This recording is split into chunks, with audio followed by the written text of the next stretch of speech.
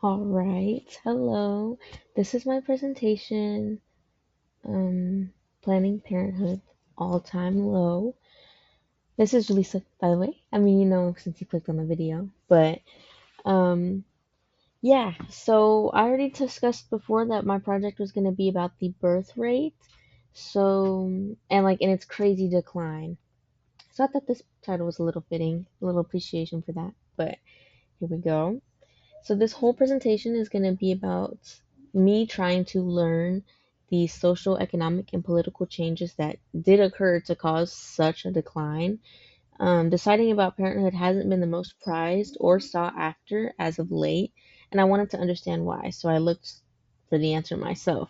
I mean, I could always do the whole asking around thing, but it would only end up being people my age and my interests, kind of in the same demographics, wouldn't have anything to branch out from. The birth rate, if you didn't know, is the number of live births per thousand people per year. Or if you wanted to, the birth rate doesn't really confine towards the thousand people or per year. It could be between any number of people, between any period of time. Just in general, and speaking in this now, it is per thousand per people per year. This is an important thing to know because it hit an all-time low just last year, and it doesn't seem to be getting any better now. I think that we should try and understand the circumstances that brought us here, and we can try and see why that this crisis began. So the questions I wanted to find out were: one, what are the leading factors in the declining of the birth rate? Two, is the birth rate drop a conscious choice or something that's just happening? Three, do men play a role in this, or is it primarily women? Four, is the fertility rate a social concern more than it is personal? And five, what will this low rate result in, and what does this mean for our future? So, upon my own research, I found that there's actually a lot of people who have gone over the birth rate before. I'm just not sure why it's not as publicized. Um, I did find that income, family support, policies, and life choices were all factors that played into the birth rate. Whether it was an increase or a decrease, they always had an effect. Researchers noticed that the material security that money brings into the picture is a huge tool that the state uses to regulate fertility processes. I did see that a lot of the financial security that we used to have way back in when families were a lot more prominent and everybody was having babies, that there was a backup. People were getting paid enough for their jobs, and wives didn't really have to work. Like, if they wanted to, they could stay home. Granted, the stereotypes and the restrictions were a lot different back then compared to now, but it wasn't a necessity for the wife to work and only rely on the husband like it is now. Um, Policies changing on the state and federal levels created a targeted audience, giving the government more of a say in the matter. Whenever they changed things up and left and right, um, what's a good example? Oh, the restrictions on Roe v. Wade, that is targeted towards women, but it is a family matter. Yes, it is the woman's choice, absolutely 100%. But overturning that, creating it in general, is something that would have affected the family as a whole, anyways. Um, the policies changing back and forth only really nail down on one specific audience or demographic most of the time when it comes to kids being women. And it's never fairly, at least for the most part in history. Um, the article I researched highlighted the understanding that people have as to whether they wanted to invest having a kid or improving their lifestyle and family conditions, whether they wanted to live lavishly or if they wanted to support the families that they were living with now, kind of bring them on the come up instead of building their own. It did seem to be a recurring pattern, considering in the textbook Gary Becker's economic model treated children as a commodity. It wasn't so much as the emotional thing, but it was more of what it costs to have a child, their education, their care, and then what women would have to lose if they had a kid, like their jobs and any other opportunity, whether it be creative or liberal freedoms. Um, that was something that I recognized almost immediately in the text. I was like, there's a lot on the line. My hypothesis for all of this was that the birth rate is at an all time low consciously. I think that women are choosing not to have kids for the sake of their safety, and that families are hesitating on expanding due to the economic state of the world. This decline is a choice by the people and not just something that is happening in a usual pattern. I don't think that this is just something that is happening and people need to observe and take note of. I think this is something consciously every woman is choosing not to have children. It's not that it's just there's no time for it. I think it's something that is feared enough that no woman is comfortable having kids anymore. I do know after the overturning of Roe v. Wade, a lot of women were told to keep their legs closed and so on.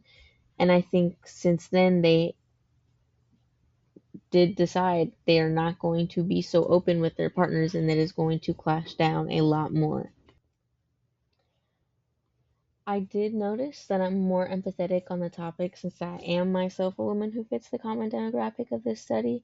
I found that on a personal level, I was more likely to dismiss the input given by a male in casual conversation.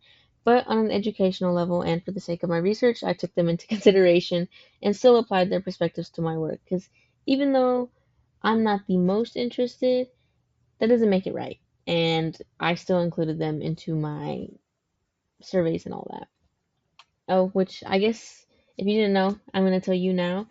In order to decrease the gender bias, I asked both sex parties their takes, what we can learn who is making the largest impact on the decline, as well as the two sides of the scale, whether it was women or men, or what their thoughts on both were.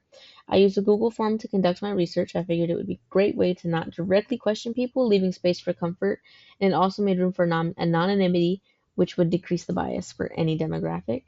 One thing I would do differently is to use multiple platforms to survey people. I think using an online resource limited my audience to a younger age group. Using more platforms would have given me more diversity, and I wouldn't have had so much people close to my just to me in general. But I still got a good amount of responses of different genders, different ethnicities, all that jazz. I think actually these were my demographics.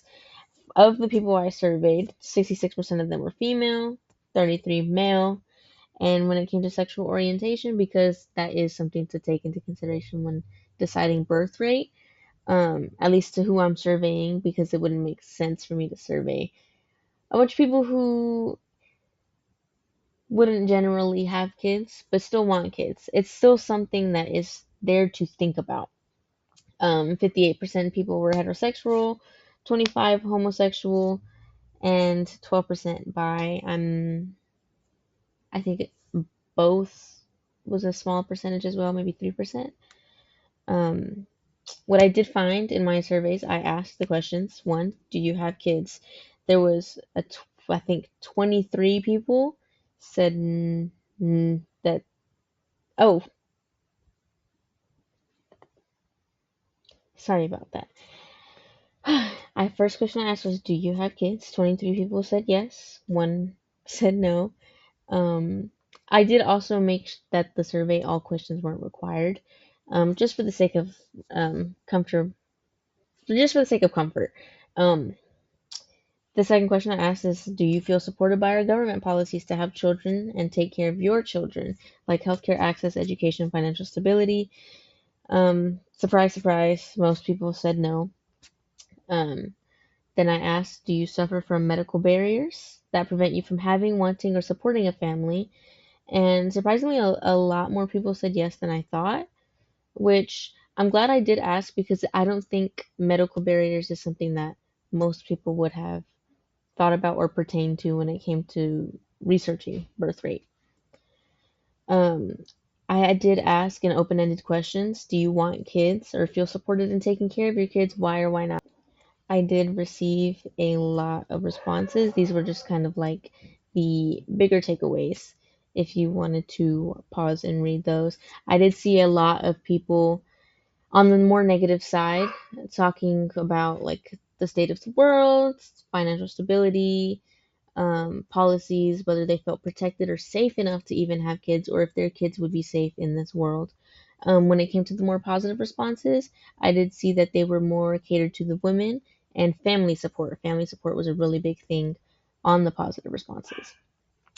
I did ask what they think would make stressors ease up on these families. These were some of their responses. Again, I had more, but these were just kind of like the key ones, more um, in the middle, if you wanted to say. If you wanted to pause and read those, you're completely welcome to. In concluding my research, I can say that the common denominator and the all-time low of our birth rate would be the government. Most of the responses I received hesitated due to the political standards and tribulations we have today. In the 90s, it was believed that the population growth could be managed by managing the education spread among society to make informed reproductive choices. Access to family planning would allow individuals to promote control over reproductive health, allowing more conscious decisions about family size and growth. Knowing this, I can now say that the birth rate is not entirely affected by social factors, but is still a factor controlled by the government. Birth rate seems to be a concern primarily for the census and not so much for individuals. However, the decisions to have kids and create families are much more personal and less talked about. There really is no incentive or motivation anymore to have kids. Up until very recently, having a family and a house were the American dream to be sold on. But recently, economically at least, there's no reason to throw oneself into debt for another life when it is difficult to support their own. Now, what this means is that if policies don't change and societies continue to feel unsupported, there will be almost an entire generation with a lack of kids. Meaning, there won't be a generation to begin with. The long term effects of a severely low birth rate can put a strain on social structures. We would have an aging population that would have disrupted healthcare systems, the economy, and the workforce.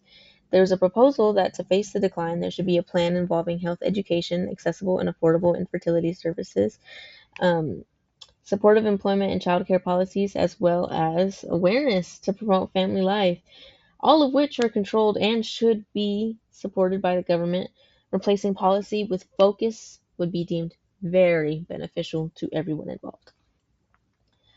Um, these are the sources I used. First being the textbook, 3 articles that I found that I used in my research throughout the slides, if you did notice them, and then the Google survey that I took. I can go ahead and link that as well too if you're interested in taking it or seeing what the questions were like, or if you just wanted to fulfill my curiosities and answer for yourself.